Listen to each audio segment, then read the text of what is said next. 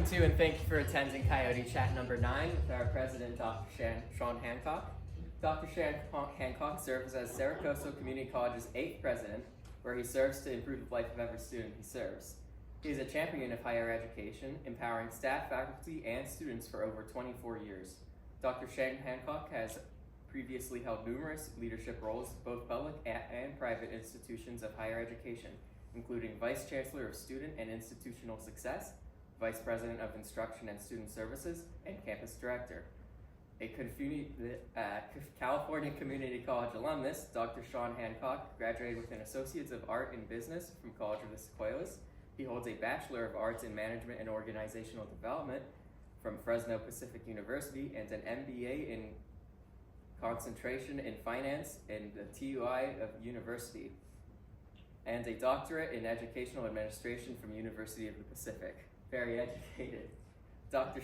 Sean Hancock is a 2019 alumnus of the Aspen Institute's Rising Presidents Fellowship in partnership with Stanford Graduate School of Education, and a 2023 fellow of the Wheelhouse CEO Institute on Leadership at UC Davis. Recognizing the profound impact that education has had on his own life, Dr. Sean Hancock has dedicated his life and career to the lives and betterment of students. Thank you.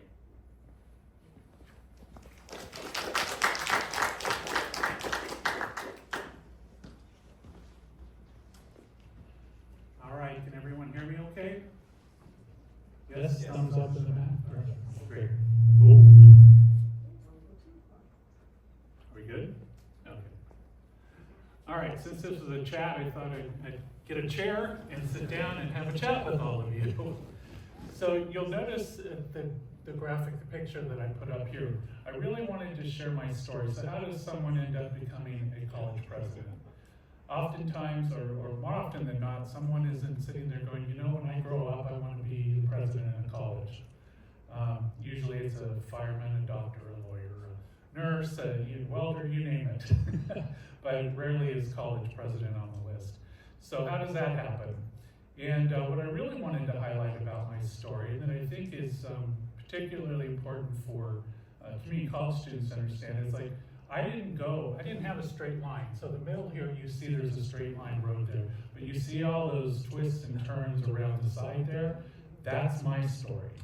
And that's what I wanted to share with everyone today, that I didn't have this straight road that got me to where I'm at today.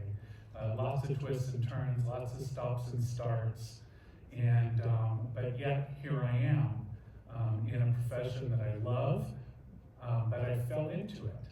It wasn't something that I aspired to until later on in my career.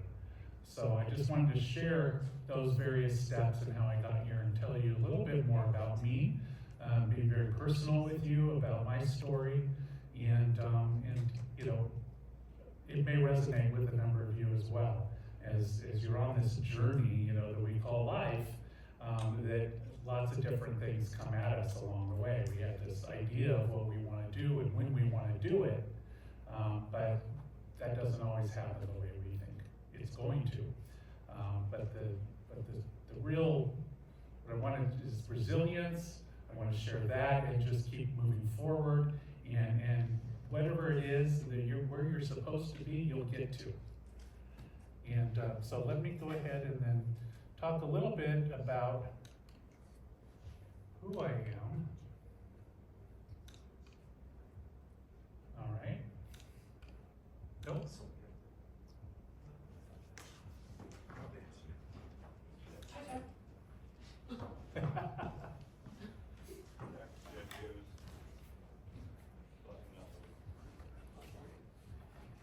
So as they're looking to advance that slide, I only have 3 slides. There we go. So who am I? So I'm a first generation college student. I think that's important to share because we have a large number of first generation students here and employees that started out, could be the first in their family to actually go and receive a degree at college. I'm one of those. You know, I'm a son of a single disabled mother. She was in a automobile accident which caused her disability when I was about 1.5 years old. So I've only known her in that capacity. And so I was brought up by an aunt and uncle for most of my life, with the exception of 4 years that I spent with my mother when she wanted to be independent. And I share that story because I had been with my aunt and uncle until around second grade, and then she was living there for a while too after going through rehabilitation and everything else that she had to do over those early years. And then she moved out, and I had to make a decision: who do I go with? Do I stay with my aunt and uncle or move in with my mom? I felt as though she wouldn't have anybody, me being an only child, that I needed to go with her. So I moved with her and got an apartment. She got an apartment. I was in second grade, so I didn't get the apartment. So we moved to what's often referred to as the wrong side of the tracks at that point. And so it was, did the mic go out? No, it's still working up there? Okay, great. And so it was just a real big shift for me, not being with my aunt and uncle, moving schools, all of those other things. I was very introverted at the time, that point in my life, when I was in younger years. You would know it now, but not real outgoing. Once we made that move, I was more so at the beginning, but shifting schools and all those things, I kind of turned inward. My mother didn't make the best choices with whom she brought into the home as far as a partner. And so, we lived with an alcoholic for a while, and all those challenges, and we were living on food stamps and all of these things. And I just think it's important to share some of these personal stories with everyone that may just look at me now, this older guy with his bow ties, and you just think I went off to some Ivy League school and I'm a college president. Well, there's a lot more to it in how I got here. So, it was time to make another decision. It's like, is this really the best place for me to be? And so my mother's one of 9, one of the elder sisters who had been raising me while my mom was going through rehabilitation and things for her disability, decided to, through the courts, obtain custody. And so I was working in the community college system when I wanted to learn more about the experience a student goes through to actually enroll in a community college. And so I was going through and taking, answering the CC Apply, which everyone knows and loves. So I was going through the CCC Apply and answering all the questions, and that's when I realized it hadn't really dawned on me that I was a former foster youth as well, because I'd been made aware of the courts and assigned to it. I didn't think of it because I wasn't in the system, so to speak, being placed at a foster home of people I didn't know. But I was placed and had to meet with whoever it is that comes to the home every so often to check on you and see how you're doing. And it never dawned on me really what that was all about. But taking the test, it's like, oh my gosh. So I'm kind of going down these checklist things, finding out all these different categories that I fall into that I had never realized. There was no foster youth programming at the time when I was in community college. It was also $11 a unit. So it was a little while ago. But I think it's just important to kind of share that portion of my story as well, and how also, when I was 18, I also came out as a gay man while I was in community college. And so this is in 1985, 1 year in, I graduated in 84 from high school, and so a year into community college is when I came out, and and there was a number of challenges that I faced with that. Fortunately, very short-lived challenges with my family. Everyone around me and supported me and they're just very worried about me at the time. This is in the early 80s, so it's a very different environment these days, or at least I hope it is. And so, but this is in Visalia too. So I'll get into that a little bit too. I grew up in the central San Joaquin Valley. I don't know if everyone knows. So everyone's familiar with Bakersfield. So if you just go north for an hour and a half, hour, 15 minutes, hour and a half, from there you'll go through Visalia. And that's where my family is located, the bulk of my family, and where I grew up.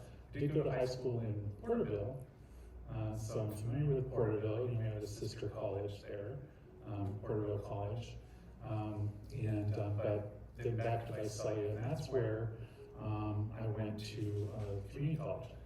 So if we can kind of shift to the next slide, just as a background, let me see if it's working now. There, all right, thank you. So, you know, you read off all the different degrees I had, but what you don't know is that this wasn't just this smooth sequence throughout my educational journey of obtaining these degrees. And so I'm going to interweave with my educational experiences along with my career path because it, as you see here, again, the theme is the twists and turns, this way, that way. That has been my life, is what I really want to emphasize. So I'm in Visalia. After high school graduation, we moved back to our home in Visalia, where my uncle's work was located. And so I went to college at the Sequoias, which is a community college, California community college, like Cerro Coso Community College, where I was going to major in business. And did major in business, but it was a 5-year journey for me to get through college. And fortunately, my aunt and uncle wanted me to focus on college. They hadn't gone to college themselves, but really they didn't know how to navigate that. But you're going to college, period. So at least I had that support and guidance as far as I don't care what you do, but you're going to school. And so I didn't have to work, but I did end up getting a job soon after that. But I mentioned that I had come out of that first year, and so every time I fell in love, I dropped classes. And so you talk about life and new experiences and things like that, and so I dropped these classes, and then I'll take them next year. And that adds up after a while. If you're trying to graduate, I didn't really have the level of guidance at the community college that we have here at Cerro Coso. I wish they'd had a lot more access. It took me a long time to meet with a counselor and actually get guidance on what I need to take. Actually, what I went off, the most important thing that I got was a sheet out in the hallway that said, here's the classes to transfer to California State University. And I just went off of that. And then learned when I had to turn in when I finally got close, turn in my graduation paperwork. But, so things have improved immensely since I was in community college in that regard. But it took me a long time to get through that. But during that time, I always like to share that my favorite college experience, while I didn't appreciate it as much at the time, just out of high school, I went in, I did what, fortunately I could test well and just show up and do what I needed to do to get decent grades without trying too hard initially. And it didn't work later on in life, but when I was younger, it was a little easier. But I was a Yell leader. I was student government, band and choir. I did drama for a while as well. I took full advantage of everything that was available there as a student to really enjoy that college experience. And I always encourage people to find those avenues. and really kind of get to know more people and enjoy your time while you're in school, with all these additional things that you can do while you're also a student. Following that, I transferred to San Francisco State.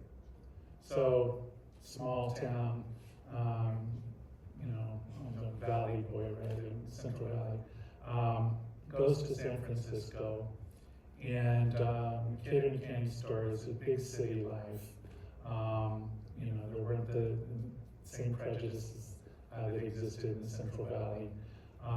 And so it was a very different experience for me, and I transferred to San Francisco State. The Gators, right? And so I did that for about a year and a half. This was the late 90s, but lots of MBA, people headed towards MBAs, business school. We all wanted to eventually drive a DeLorean, and speaking to too young a crowd. Back to the Future was a DeLorean. So having to fight to get into classes, and then I'm in this big city away from home, and so I started thinking, I really want to explore a more creative, artistic avenue in my life. This is kind of getting old, trying to get all my classes and get done with my bachelor's degree in business. What do I want to do? And so I'm surrounded by creative people in San Francisco, and I thought, I would love to be a makeup artist. I don't know right now I can't think of where that came from, but that all of a sudden that's what I wanted to do. And so I started taking courses, not at the college, but with a local professional that offered classes, and a couple of different organizations that had them.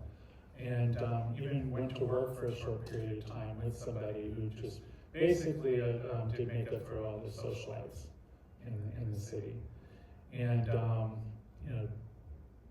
he was an interesting person, so that didn't last very long, that particular job, but I did continue to pursue makeup artistry. And I share with you that what I started to do was work with a photographer, because you have to build a portfolio and have pictures of your work. And so I met a budding photographer, and he was connected to people that wanted to model.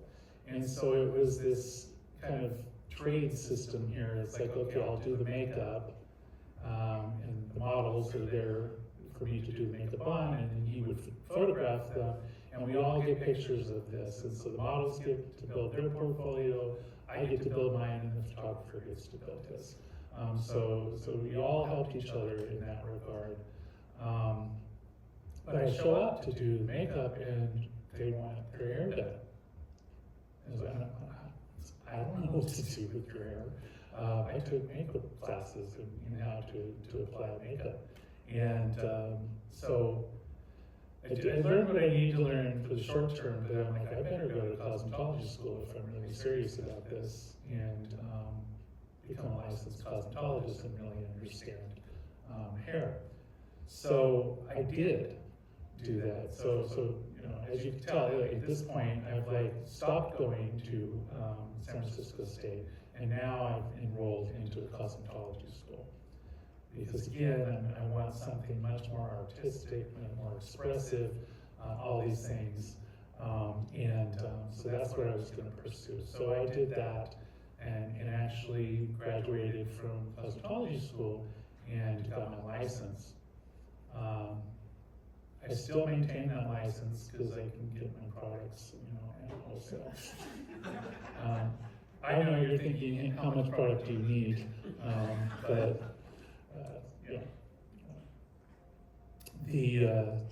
it's a good thing to just keep. So then I spent 8.5 years in San Francisco, so I'm kind of bouncing along here. I worked in staffing, I worked at something, I forgot to write that down, one of the things, jobs I had when I first moved. So I mentioned, I got a job when I was in College of Sequoias, and that was at Mervyn's. I don't know if anyone remembers Mervyn's. But I worked at Mervyn's. There was one here, I understand. They've all disappeared in just a little bit of history now.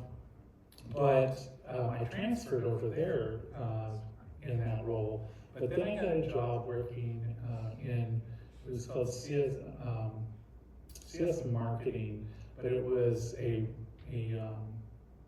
department of Charles Schwab. So that was a really cool thing when I transferred over. This is when I was going to San Francisco State to work at Charles Schwab downtown in one of those 27-story buildings. And it was just a really cool environment and experience to be a part of that. I remember we were still working on those Apple, with the single color screens and stuff like that. I sound like those people that talk about walking uphill in the snow both ways, right? In our day, we had these green letter screens on our computers. So then at cosmetology, I spent 8.5 years in San Francisco, and I'd had these different, jobs that I'd moved around, and I got my cosmetology license. I was not going to work in a salon. It was the last thing I was going to do, because I really just wanted to focus on makeup artistry. What do? I go work in a salon. I need to get a job and start to reach out and get clientele. And so I ended up in a salon. Well, I ended up owning that salon before I even built up a clientele, because the person that owned it just wanted to get out and offered me an easy payment plan to take over the salon, which I did. That was a real learning experience, but one in which I was not ready. It was a crazy idea for me to think that I was at that time, because I hadn't even built up clientele, didn't really have a source of income other than the rent that the other people there would be paying me for their stations at this salon. It was right in Union Square. It was a nice location, but a lot of them had been downtown a long time, and a friend of theirs opened a new salon. So they were all like, "Oh, we're going to go to this new salon with our friends." And so then I lose my renters, and so I sold and got out of that. But all this stuff happening, a breakup, all kinds of stuff in life that happens along the way, and I just was no longer feeling like I belonged there in San Francisco. I needed to get out. I needed to reset my life, and so I called home and said, "Hey, can I come home?" And say, "Well, yeah, sure, come home." And so went home, and which was the best thing that ever happened to me. Was able to do that reset. I did rely on business skills I built up, and having worked in staffing for a while in San Francisco, was able to get a job in staffing service, helping bring in, serve client companies and assign workers to their institution on a temporary basis. Until I quit that after about a year, trying to figure out what I want to do. Because I wasn't going to start all over in cosmetology and try to build the clientele up and all of that. And there wasn't a big need for makeup artists in Visalia. And so I was had to really think, what's next. And so that's when I got a job at San Joaquin Valley College. They still exist. They're a private for-profit, technically a private junior college, so it's a 2-year college. And I got a job as an assistant to their top VP in the organization. And this is out of their, Visalia is where the corporate office was. And that's where I fell into education, because I had the business skills to be an assistant. And so that's where the education path started. But it wasn't to become, I wasn't looking to progress or really anything at that time. I just needed a job, and I figured out what I was gonna do.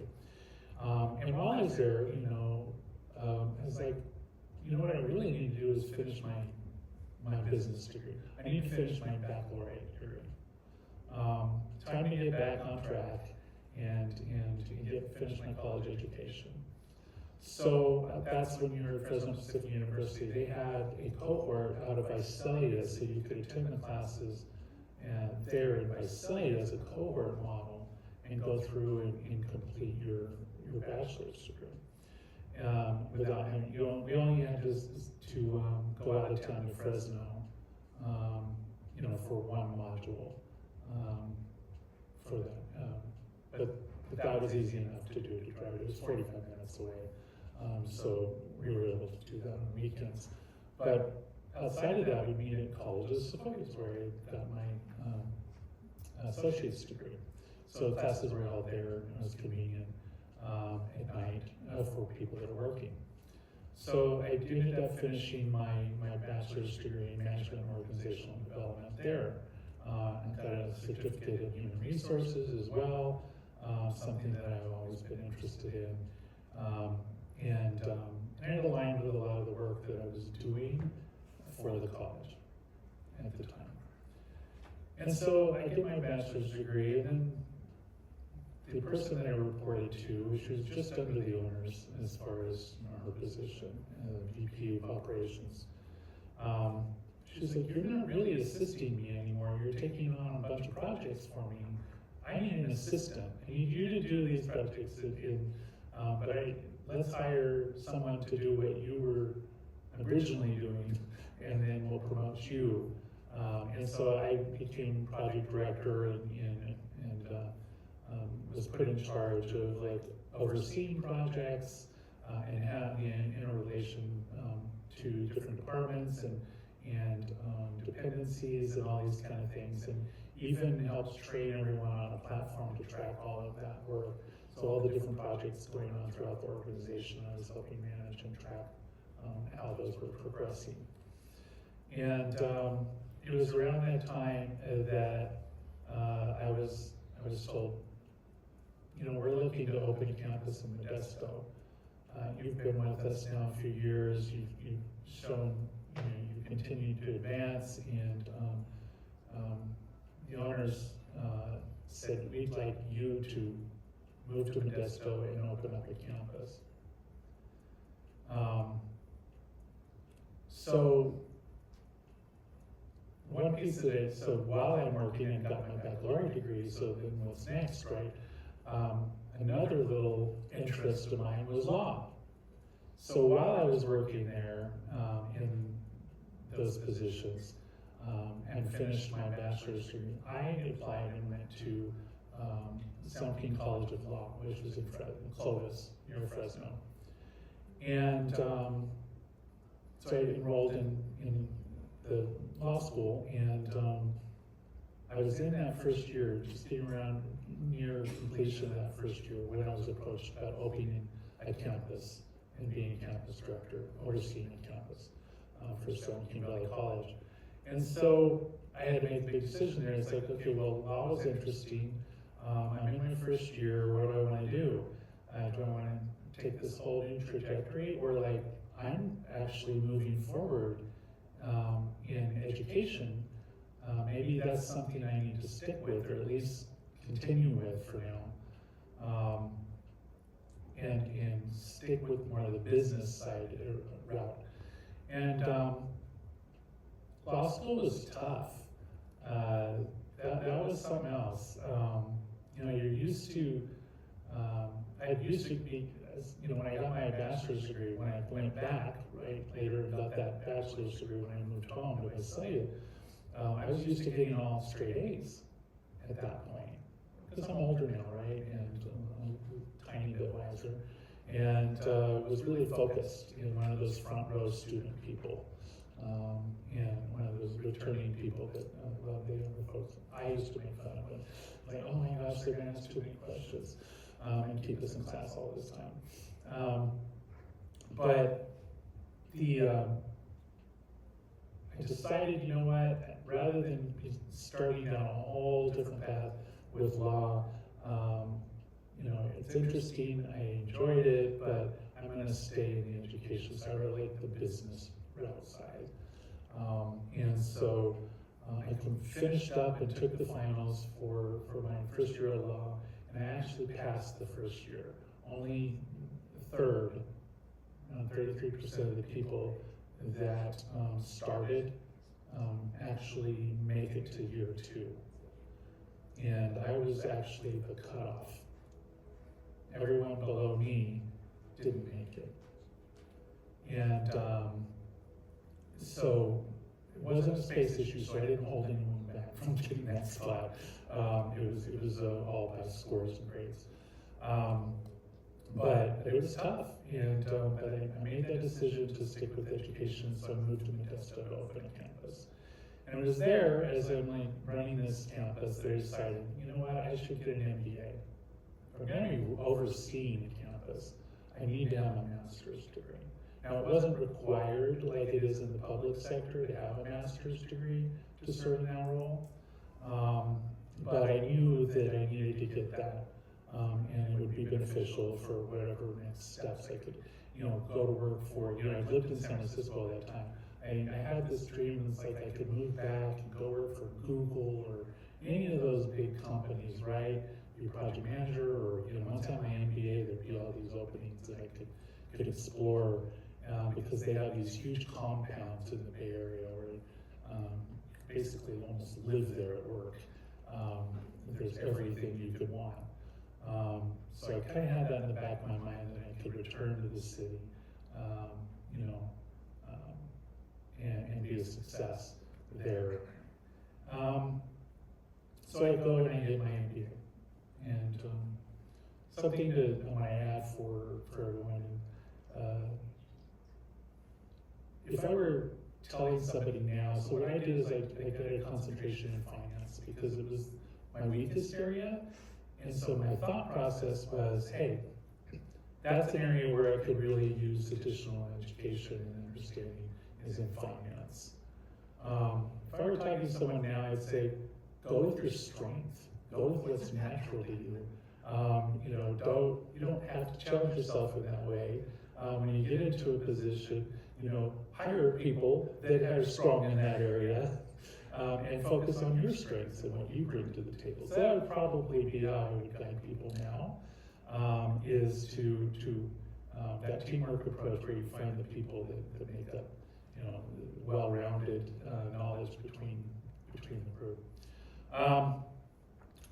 So I got my MBA, and then I'm still working in this position, and I'm in a relationship with someone finishing up their master's, and I'm like, oh, he's still in school. What do I do now? A year goes by because I think MBA, I'm done. I'm done with school. That's considered a terminal degree for business. I don't need to go any further. Well, a year goes by, and then you forget how hard it was to work full time and go to school and do all these things. And he's still in school. And I'm like, well, why don't I just go for it? And just go all the way and get a doctorate. And because at this point, I'd been working, I worked there for 10 years, ultimately before leaving. I worked for San Valley College for 15 years, but 10 years I opened and ran that campus for 10 years. And so it was at that point, I had to make a decision and go, okay, I'm not going to head off to San Francisco or go work for Google or whoever it is. At that point, why don't I just, I'm been in education, I'm enjoying this work, I've been enjoying getting my education and continuing down that path. I might as well just go get a doctorate in education. And then, since UOP, University Pacific in Stockton, was just, I'll say, down up the road in Stockton from Modesto, it was an easy decision to apply, and I got accepted there for the doctorate program. And it's so funny because you think of a doctorate, Some of you have been around me a little more now too. Hopefully I've dispelled some of those, what does a person with a doctorate act like? But I was sure there was just a bunch of bearded old men with a pipe, in a tweed jacket, I wasn't gonna fit in. I had no business being there. Just some kid from the valley, all these kind of things that run through our heads. But I show up, and it's just a bunch of people working in education just like me. And just a broad mix of people in different levels and different positions and different aspirations. But everyone looking to move up into administration ultimately in their career. And the doctorate was kind of that capstone degree to really be competitive and have the tools that you need to be successful in those roles. And so loved it and really enjoyed that experience, and glad that I chose that path. And so then I finished my doctorate and graduate, and which it has its struggles too, trying to stay on task. I think a lot of the students here, we can all identify with procrastination and all those things, especially the doctorate that I got at the school at the time was kind of the old school model for a doctorate, where you do all your core classes and then you just on your own to write your dissertation. They get you partially through the first few chapters somewhat, but it doesn't even have to be the topic you're ultimately going to write on at that point. They leave it wide open. So you have to be motivated, and they do give you, a chair of your committee to help guide you through it. But, so got through that process, graduated, but when it was hard, it was all about the hat. So notice at graduation, those of us with the doctorates have the TAM, the doctoral TAM, instead of the four-corner mortarboard. So that's what motivated me. I'm like, I don't care about my dissertation anymore. No one's going to read it. Why am I doing this? It's like, oh, the hat. I want the hat. And so that helps drive me forward and complete my doctorate degree. So I finished that up, and then now what? I've been running this campus for 10 years. It's one of the private for-profits. I believed in what we did, but it was expensive.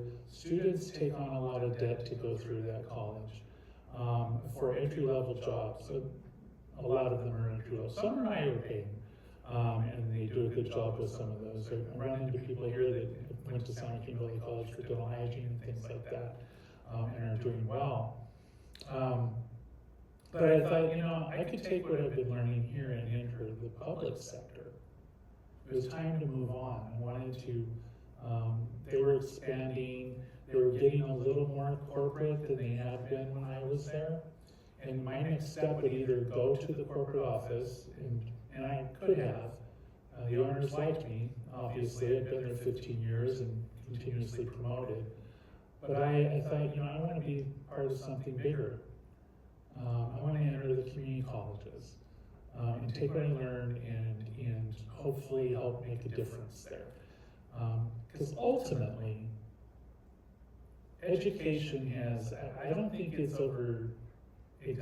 an exaggeration to say, with everything that I've been through, that education has saved my life through all these twists and turns. It's brought me self-worth when I didn't have it so much before.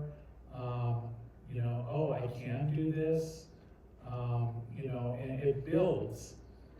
Every little success that you push yourself towards, it builds. Each success builds on the other. And then you actually start to believe it after a while, that you can do this. You feel like an imposter for a while at first. And then you realize, no, I did this, I worked hard. And it brought me to where I did join. Obviously, I took a job as a vice president, and then 2 jobs later, I'm here. at Cerro Coso, and I love it here. And like you heard me say earlier, my favorite college experience, I enjoyed them all, but I loved my time at my community college and did so much and got so involved there. And so I wanted to create an environment and an experience for students that I had. And I want to inspire people, and I want people to lift themselves up. I want to provide that opportunity, show them the steps, and tell my story too, to understand that sometimes the ladder is broken in some areas that you're climbing, and you're gonna have to hit a different ladder or go a different way, find alternatives, or life hits you with something. And then, you've got to work through that. But you can always get back on track. Whatever track that is, it may be a different track. So, but I just want people to know that it can happen for them. It happened for me. I landed where I'm supposed to be, doing what I'm supposed to be doing. Whether it's some, external force that's helped guide me through here, I couldn't tell you, but it's been a ride.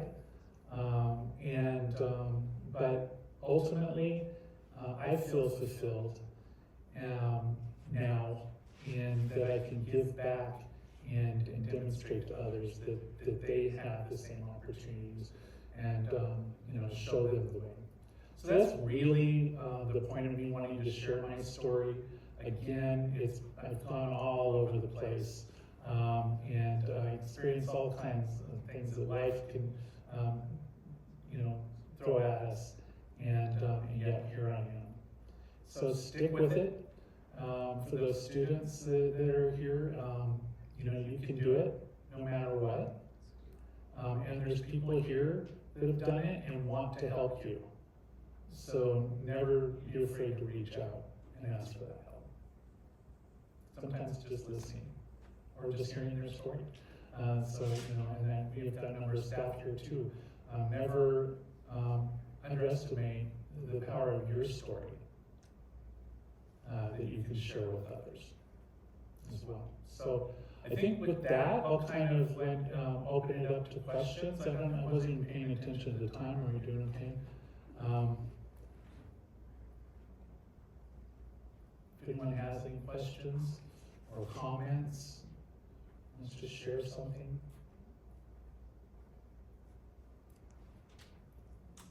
We have a Zoom audience too, don't we?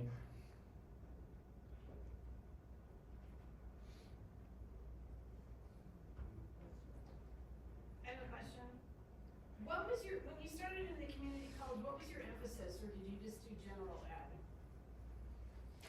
So, like I said, I went in my head, I wanted to do business. And so, I didn't change throughout that time as far as what my goal was. The timeline got stretched out significantly. But it was always business at the time. I mean, product of the 80s, CEO culture, preppy, turn the collar up, penny loafers, which I'm wearing again now. Okay, Things come back. then I have another 80s question since you mentioned it. What was your favorite makeup as a makeup artist that you like to use? One of the things that actually, there's two different things. So one of the things that I learned from other people that have been in the profession for a while at the time, this is at the time, so we're going back a ways. There's a Lancome powder / base that you could either wet the sponge and use it as a base, or you could just not wet it and you could use it as a powder. So it was really super versatile, and it worked on most people. And so I had a whole bunch of those. And then ironically, I think Coyote, C-O-T-Y, I want to say they had this corn husk powder, translucent corn husk. I could be getting the whole name wrong, but there was this powder. I could almost see the little round thing it came in, which was phenomenal for photography and stuff. It went on really well, and good reflection of the light. So I mean, there were these little trick things that Hancock was a more expensive product, but then you had some of these other things that served a purpose that you run down to Walgreens and get. So. Yes? Professionally, do you think this is it, or do you want to do something further? What are your future goals? So, thank you, good question. So the question is, what are my future goals? I love this. I want to retire from this.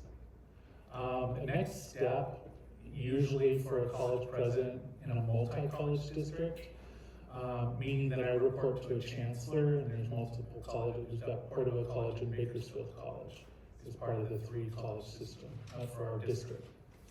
So the next step for someone in my position would be to become a superintendent president, and that means that you're, the definition of that is really like you're a chancellor/president at a single college district. So there's only one college. And so you also have a board, and you also run a college. And I'd rather just run a college and focus on the students and the people I work with and the college itself, and not the other pieces that they can go with when you also have to serve as a district leader. So there's that option, or a chancellor, which is who I report to. I report to a chancellor who's at the district office, who oversees, who works with the board and the vice chancellors in the different areas of the district office, and the college presidents report to that person.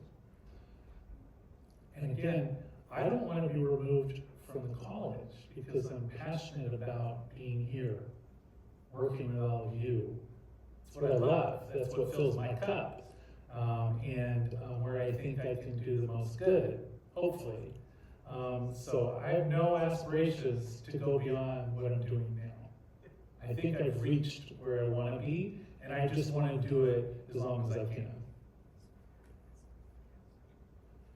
How are you working with the high school? So the question, how are we working with the high school? So let me start with one of my biggest, most exciting things right now is we're opening a middle college high school. High Desert High School? Is that the name? I think High Desert something. Here on campus, a middle college high school. So there's going to be, starting with freshmen, and they're going to be here on the college campus taking their high school classes in the morning and then college classes in the afternoon. We've expanded our dual enrollment offerings locally, but throughout the entire service area. So Tehachapi, Cal City, all the way to Bishop and Mammoth. We've grown. Every year we have more high school graduates every single year that are come to our graduation before their graduation, getting an associate's degree or a certificate. They sent a whole busload of people from Tehachapi that they got their, I think it was cloud computing, or one of those, was it graphic arts? Anyway, they all received a certificate and they all came and participated in graduation. A large number of them. So we're 100-something students are getting degrees or certificates this upcoming graduation. And it just, every year there's more and more of them. Does that answer your question? It does, and just jumping off from that, is there a plan to be able to get your BA from here? Okay, so the next question for those of you here, is there a plan to get to where students can get a bachelor's degree here? Yes. We don't get to just decide it. I wish that were the case. We've been waiting any day now. We're supposed to hear about our cybersecurity bachelor's degree. Any day has been since January. And so it's an ongoing struggle. There's a lot of college presidents came together recently, earlier this month, at UC Davis. And we were talking about this specifically and some of the hurdles, because the legislation that allows us to apply for baccalaureate degrees twice a year, essentially, one time each semester. It says you can't duplicate a program offered by a UC or CSU. The problem with the legislation is that they can be anywhere in the state. So it doesn't take into account if you're in an educational desert like we are, where there aren't any nearby opportunities for a baccalaureate degree, unless you want to pick up and move or drive 2 hours at minimum each way for your classes. So we have one. We're waiting to hear. Everything's done that we could possibly do. We're just waiting to hear if it's been approved. And we're working on another one right now in addiction studies, addiction counseling. We're looking to create a baccalaureate degree in that as well. Because there really isn't a baccalaureate degree. There's a few concentrations. That's where it gets tricky at some of the CSUs. They're pushing back because they're fighting large enrollment declines, not because of us. That's the problem, is it's not because of us. But they're just worried, and so it gets very political. But we're still progressing along those lines. Any opportunity that for a CSU or a UC or private college that wants to come and set up shop here where people don't have to go somewhere for a baccalaureate degree, we're open to that idea as well. That used to happen here. It hasn't in quite some time. There's been, I think, less outreach by some of those private universities to do that. But we're looking at all kinds of options because we really do need to find a way for people that can't just pick up their whole life and move somewhere else to continue their education. So thank you, that's a great question. Yes. Question from Zoom. How do the creative elements from your journey, such as makeup artists, inform you today? So the question is how did my artistic endeavors of makeup artistry, cosmetology, how has that informed like where I'm at now? And so I don't know, I joke and say I'm a Gemini, so I've got this dual personality, but I think it's given me an appreciation for looking at things, creative ideas and approaches to even problems like, or challenges at work. So being open to that, looking at things differently, or appreciating people's different perspectives on things because of that artistic side, if you will, of how you look at things and view the world. And it also, you heard me say like the band and choir and all these kind of things, and so hopefully the community's starting to see my continued commitment to not only being an educational hub in our service area, but I want us to be a cultural hub too. So bringing art and music in, to our communities, lectures, you name it. We're looking at every opportunity we can to do that for our students, our staff, and the broader community, because people don't have those opportunities much without having to travel to a larger city. So we've picked up the pace on those things, and I'm proud of the work that's going on, and looking forward to more of those opportunities. But hopefully that kind of answers the question too. It's like from that artistic viewpoint. Anything else? Yes. Your impression of Ridgecrest when you first moved here. So, I was like, what was my impression of Ridgecrest when I first moved here? So let me just give a couple to put it in context. So when I entered the public sector from San Joaquin Valley College, my first job in the public sector was that vice president position, and it was in Blythe. I don't know if anyone knows where Blythe is. It's on the 10 on your way out of California towards Phoenix. And it's right on the Colorado River before you cross into Arizona. So it's on the California side, and Colorado College is right there, and that's where I was a vice president of instruction and student services. And so not even half the size of Ridgecrest. And so I worked there for 4 years. And I was living there during the week, and my husband would occasionally visit, or I would go to Modesto. He had to drive almost 3 hours to Ontario to get a plane. So it was very remote, much more so than Ridgecrest. So I say all that to say that I had a perspective already. I already kind of knew what remote desert living was. And so I had such a positive experience in my role there and just loved the community that you don't get at larger institutions. With your staff, with the students, it's a different feel, a different vibe. And so when this presidency opened up, I was like, I think that's going to be a perfect fit. It's what I loved about Palo Verde College. So coming here and then also trying to talk your spouse into, hey, you know, maybe it's time we live together again. Because we're doing this weekend, every other weekend kind of thing for 7 years. While I'm figuring out where I'm going to land.